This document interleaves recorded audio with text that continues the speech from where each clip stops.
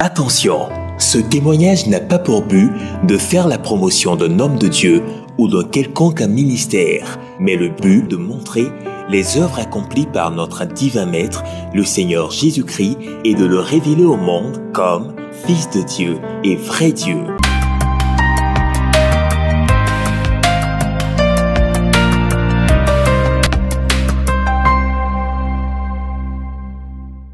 Un lieu, l'arène de la liberté.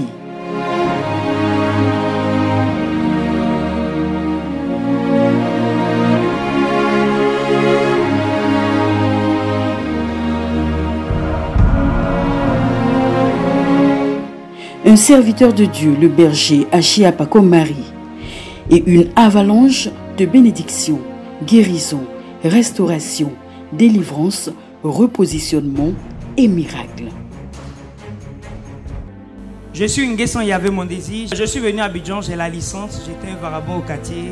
Ceci est le témoignage incroyable d'un jeune étudiant issu d'une famille très modeste en quête d'emploi, du nom de Nguessan Yahvé mon désir. Après l'obtention de la licence en espagnol, le jeune étudiant avait pour projet d'aller poursuivre ses études en Ukraine. Il vivait dans une telle précarité que se nourrir et se vêtir était devenu difficile.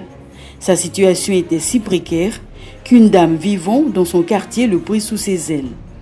Elle l'avait adopté comme son fils et le soutenait dans ses moments difficiles. Elle lui donnait à manger et lui achetait des vêtements comme celui qu'il porte en ce moment. Jusqu'à ce qu'un jour, son destin bascula quand il entra dans l'arène de la liberté. Suivons ensemble son témoignage. Il y a une maman qui m'a vu, elle m'a adopté comme son fils. C'est elle qui venait à la Viva, elle a entendu parler de la Viva.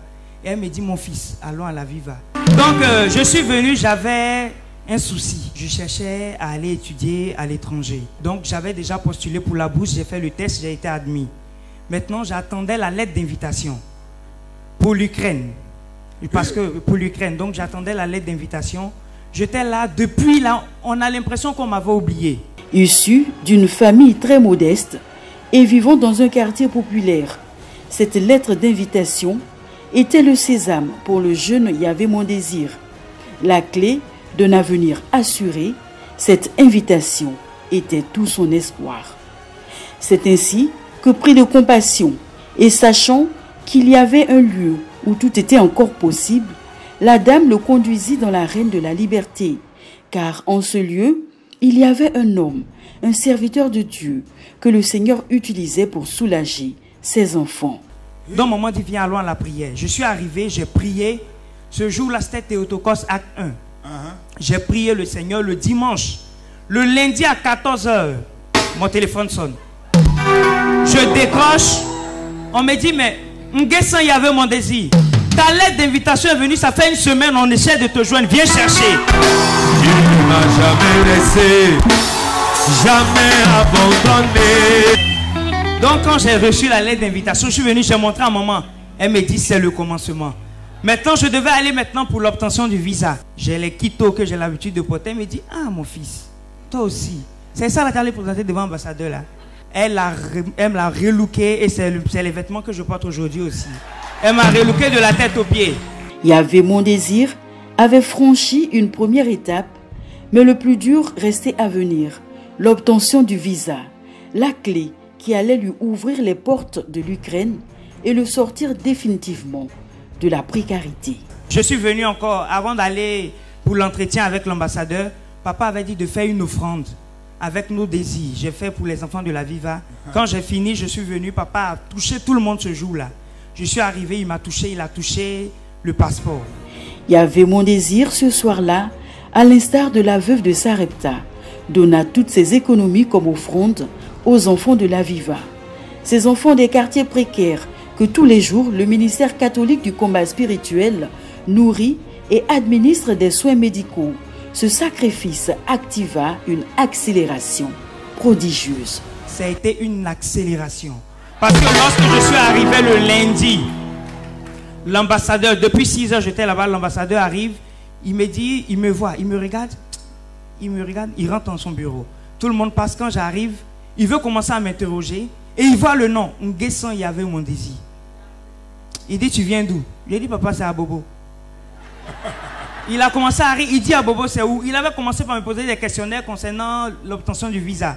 Mais il a coupé carrément. Et il veut connaître tout de ma vie. Donc on a passé près de 30 à 45 minutes en train de causer. Parce que, sachant qu'il y avait des personnes qui attendaient. On finit et puis il dit, mon fils, je te prends sous mes ailes. Tu es mon petit à partir d'aujourd'hui.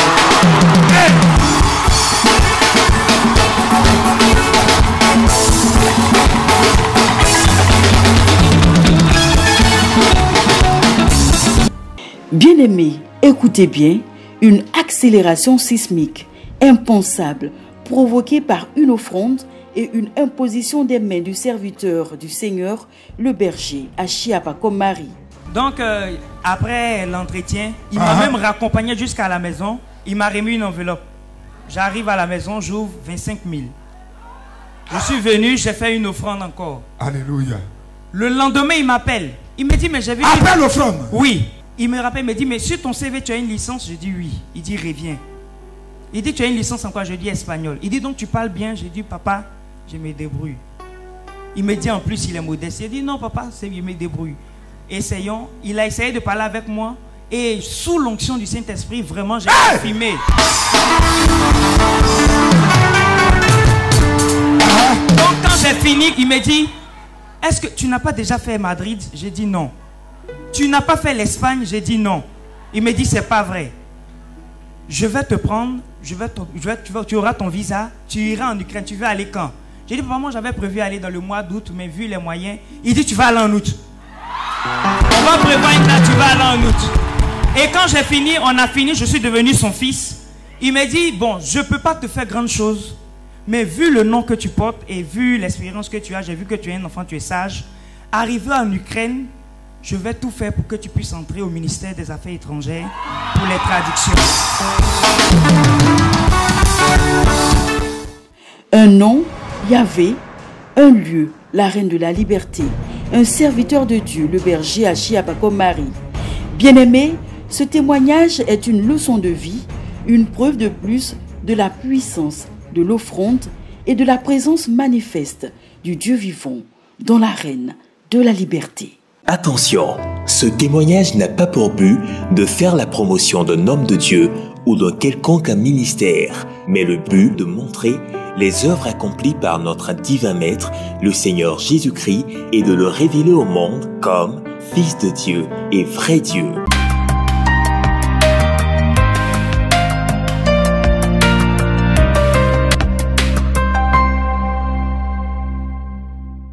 Les évangiles nous rapportent le vécu du Fils de Dieu sur la terre. Un vécu marqué par des messages sur le salut, mais aussi par la démonstration de la puissance de Dieu qui guérit et qui délivre. Jean le Baptiste avait envoyé un de ses disciples demander au Seigneur Jésus s'il était le Messie attendu ou s'il devait en attendre un autre. Et Jésus répondit, « Dites à Jean-Baptiste que les aveugles voient, les sourds entendent, les muets parlent, les paralytiques marchent, les morts ressuscitent. » Ces miracles se produisent encore aujourd'hui, car Jésus a dit, « Vous ferez comme moi, et même plus que moi. » C'est à cela que nous assistons tous les vendredis et les dimanches au ministère catholique du combat spirituel, à travers la pauvre personne du berger Achiapa comme Marie, humble et inutile serviteur de Dieu.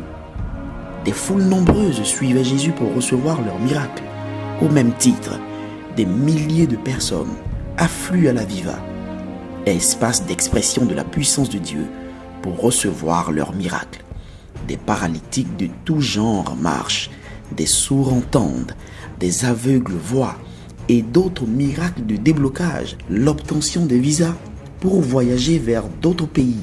Le visa, cette autorisation donnée par la représentation diplomatique d'un pays à des demandeurs souhaitant se rendre dans ce pays. En Afrique en général et dans les pays africains francophones en particulier, les demandeurs de visa vers les pays occidentaux ou développés sont nombreux. Ils souhaitent s'y rendre pour soit des études, soit y travailler et se construire une vie meilleure. Mais l'obtention de ce sésame est bien souvent plus complexe qu'on l'imagine.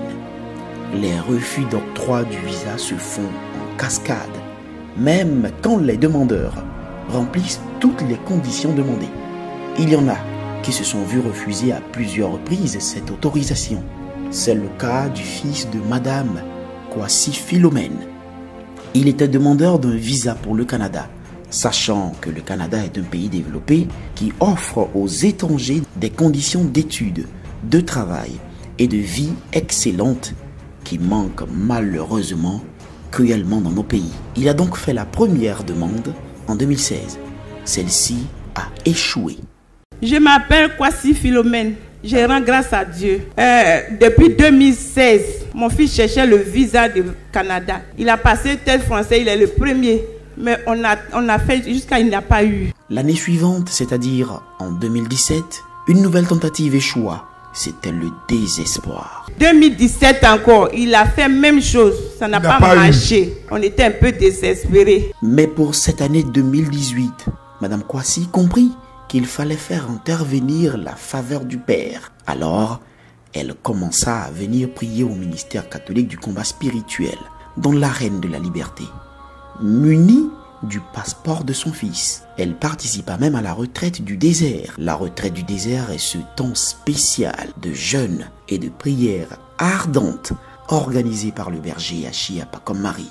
À cette retraite, où elle vint avec le passeport de son fils, elle vint également avec une offrande qu'elle avait promis au Seigneur. Après avoir donné son offrande, elle prit le soin de remettre le passeport au serviteur de Dieu, le berger Achia Pacom Marie, qui y fit une prière. À ce moment-là, la foi de Madame Kwasi se fortifia en elle-même, la rassurant que cette fois, son fils obtiendra, coûte que coûte, le visa, car le serviteur inutile, mais loin du Dieu vivant, venait de le toucher. Elle en était fortement convaincue. Et je venais souvent ici à la prière avec son passeport. 2018, là, je suis venue ici avec son passeport. Comme je suis partie au désert, la retraite de désert, là, fait une promesse. On a fini la prière et j'ai envoyé la promesse. Je suis partie et en partant, j'ai déposé la promesse là et puis j'ai donné le passeport à vous de prier. Vous avez touché le passeport. Moi, quand vous avez touché le passeport, moi j'ai dit déjà que mon fils a eu son visa. J'ai dit en tout cas le Dieu de papa est fort. Donc je sais que où je suis là, mon fils a eu son visa. Et comme sa foi l'avait dit, après l'offrande et la prière du berger Achia Pacom Marie, le visa qui avait été refusé à 2 reprises à son fils lui a été accordé contre toute attente afin qu'il voyage pour le Canada. Incroyable. Effectivement, le visa est venu, il l'a eu. Elle vient donc naturellement rendre grâce au Seigneur, le seul et unique vrai Dieu. Donc je suis venu dire merci papa. Gloire à Dieu. En tout cas, le Dieu existe ici, le Dieu là. Jésus-Christ existe ici. Il est puissant papa. Il est puissant. Comment cela a-t-il pu être possible? Désespéré après 2 échecs de demande de visa pour le Canada, il lui a seulement fallu d'une offrande et d'une simple prière du berger Achia Pacom Marie pour que le tampon du refus du visa soit transformé en signature d'autorisation. Seul Dieu peut modifier les décisions des décideurs en notre faveur. À lui seul soit la gloire. Ministère catholique de combat spirituel. Parce que la vie ne vous donnera pas ce que vous méritez, mais ce pourquoi vous combattez.